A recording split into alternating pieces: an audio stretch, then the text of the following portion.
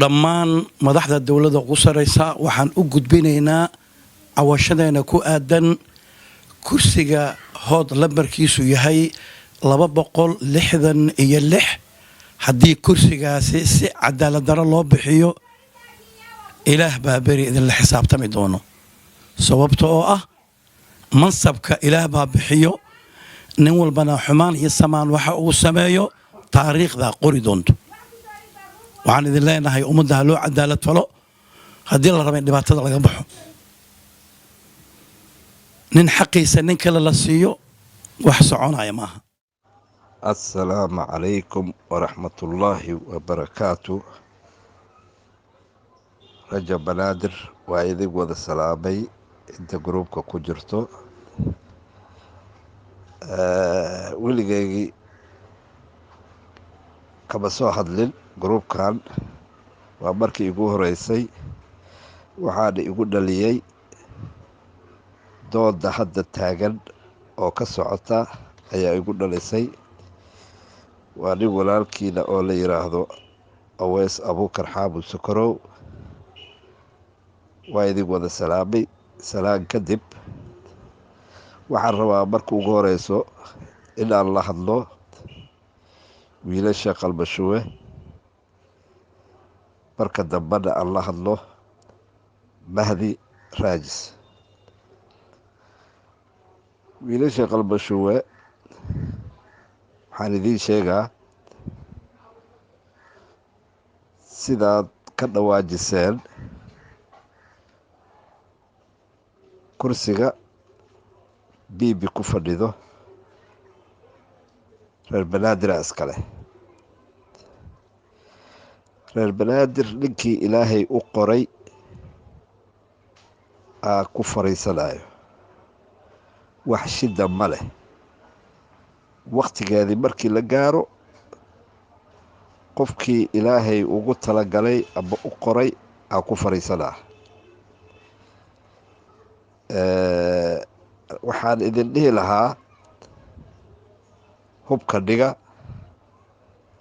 jawaabna waxaan filaa inuusan soo dari doonin ninka la yiraahdo Mahdi. arrintana meeshaas ku xira. markaan u soo jeesto ninka la yiraahdo Mahdi Raajis. Mahdi Raajis waa qaldan yahay walaalow, 200% ayaad qaldan tahay. waa marka ugu horeyso kursi hadduu kaa maqan yahay walaalow baydhow kaaga maqan yahay kursiga kaa maqan raadso. u fiirso qabiilka la yiraahdo Shiiqaal reer oo Xasan, wax degaan ay ku leeyihiin dhulkan ma jirto. haddana Banaadirka way ku kuraas badan yihiin.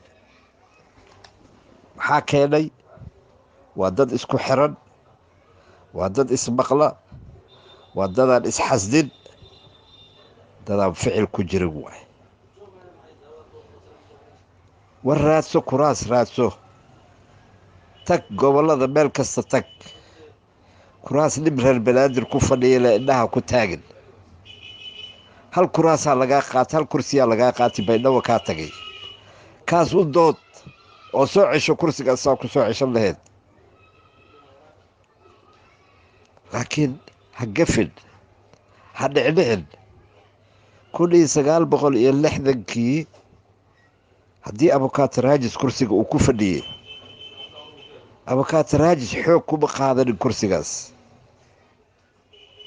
ciduu ka aqli badnaayna ma leh. waa la doortay. dadkii doortay likhaliif dooraa ka mid ahay oo u dagaalamaya, u duubnay, oo u duuday.